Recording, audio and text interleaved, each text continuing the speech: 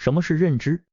我们都知道投资是赚认知的钱这句话，但是什么是认知呢？换作是几年前我所以为的认知，大概只是对行业和公司的认知。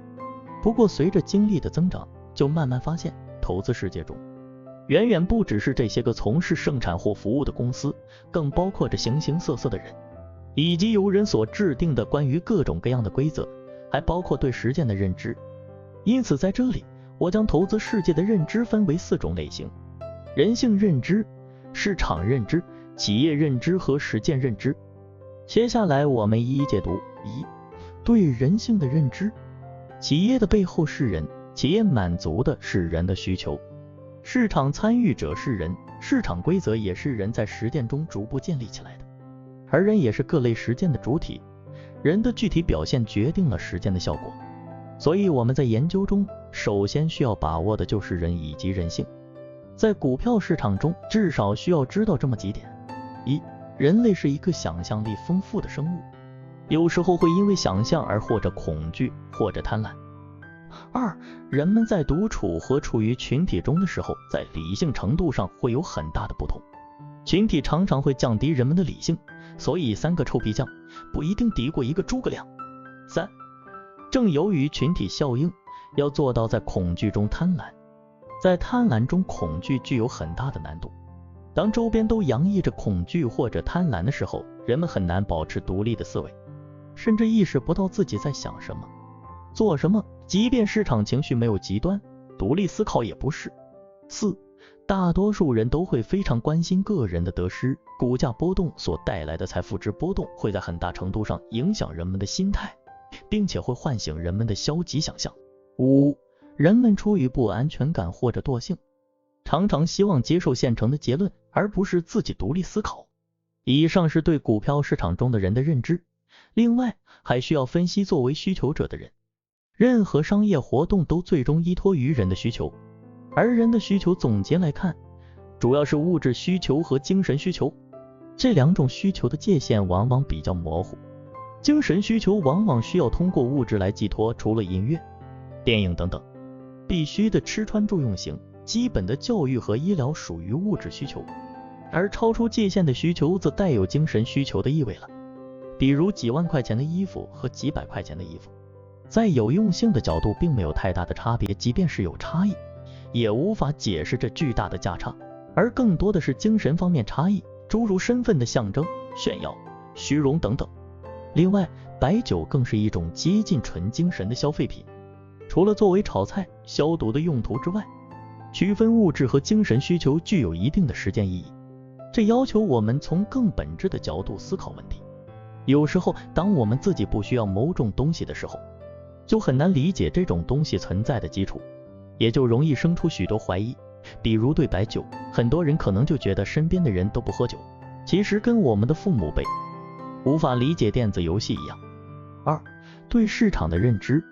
市场是人的活动的集合，组成要素有这么几点：交易规则、交易群体、资金状况、交易对象。对于个人投资者而言，我们需要了解交易规则，即交易所制定的上市、交易和退市制度。有些制度会对估值产生较大的影响，比如说注册制通过增加了同类股票的供给，而在理论上会降低原有个股的估值基准。而交易群体和资金状况常常杂乱纷纷，老实说有点食之无味弃之可惜，不去了解吗？似乎真管用。太过在意吗？又规律性不强，信息量不足，难以把握，导致实践意义差。所以我们定期观察下重点公募的持仓变化就好，而其中的关键是给我们一个思考的方向，为什么他们要这么变呢？另外我们还需要了解市场的是一些基本市场规律，有这么几条比较重要。1. 均值回归，马克思所说的价格围绕价值上下波动，市场价格有一条我们不知道的准绳。2. 物极必反，易经里面的亢龙有悔也是这个道理。在股市中说通俗点，其缘由就在于傻子总是有限的，即便有人愿意在任何高的价格买入，这些人不管有多少都不是无限的，总有一天会没钱，相反情况也是如此。3. 羊群效应，主力动的话，其他小规模投资者会跟着动。这就是乌合之众中所说的群体会寻找领袖，背后则是人性带有保守性，不愿做出头鸟，另外也是人的思维惰性。现成的答案多舒服呀。4. 惯性原理，也就是即便没什么利空的，还是会跌，没什么利好了，也仍然会涨。为啥呢？一个重要的理由是，消息传播是循序渐进的，不是所有人同时知道。另外，人的反应需要时间。3. 对企业的认知，企业认知的技术性很强，其他几种是定性的。对企业认知除了包括定性分析外，还会有很多的定量的东西，比如估算市场规模，估算产品价格趋势，估算公司份额，估算公司成本优势等等。估算一方面需要逻辑，另一方面需要信息。对于我们散户而言，逻辑会更加重要，因为我们在信息方面存在严重的短板，拿到的消息都是主力已经知道了的。如果还不能相对理性的进行分析的话，那我们不就是铁定的砧板上的鱼肉，园子里的韭菜了。这里仅说2个，一是供需，二是管理。供需，经济学理论很多都是常识性的东西，其中最基本的是供需关系，也就是物以稀为贵。当这种稀缺能够长期维持，那便是护城河。供需变化是影响企业利润变化的源头，各类分析都有一个由粗到细的演进过程。就拿物以稀为贵这点来讲，相对稀缺会导致贵，内贵之后呢，就会有更多的企业进来，而且不管能不能进来，超额利润都会带来进入冲动。托马斯·约瑟夫·登宁在公联合罢工说有300%的利润，他就敢犯任何罪行，甚至冒脚手的危险，就是这个意思的夸张表达。2. 管理，在具体分析一家公司的管理情况前，我们需要对管理本身有基础的认识。其实这是一个团结和激励人的问题。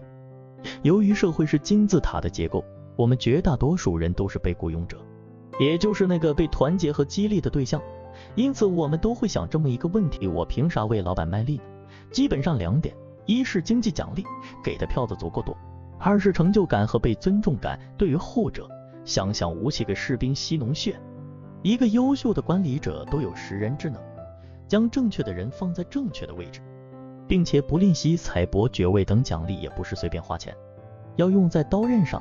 看看韩信这个老员工评价项羽，说他妇人之仁，其核心就是不满项羽在奖励上过于吝啬，给个破印绶还要拿在手上磨来磨去的。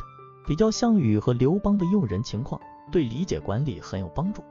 看刘邦多精，虽然傲慢不讲礼貌，喜欢打趣身边人，但原则面前不含糊，大家就愿意跟他。一家企业如果处于了一个不错的行业，需求很大，而供应格局良性还没有做好的话，除了技术问题拉长时间，技术问题也是管理问题，要么研发人员没选好，要么就是缺乏激励，导致大家上班摸鱼，就是管理问题了。4. 对实践的认知，任何认知只有落实到实践中才有意义。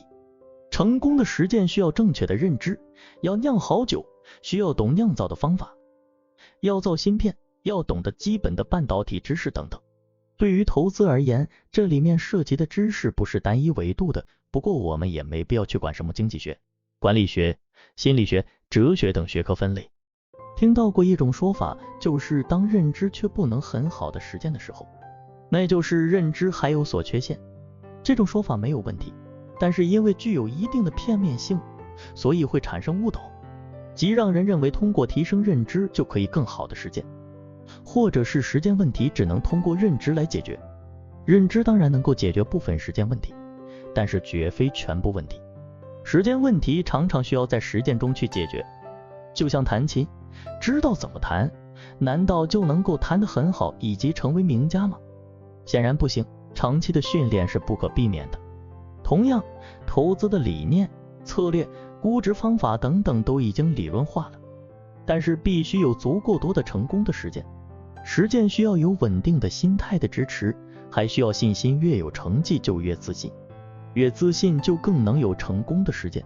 好了，今天的视频就到这里，让我们打开财富之门，享受美好人生。这里是财富记频道，我是钱老板，感谢订阅、点赞、评论、转发，打开小铃铛，我们下期视频再见。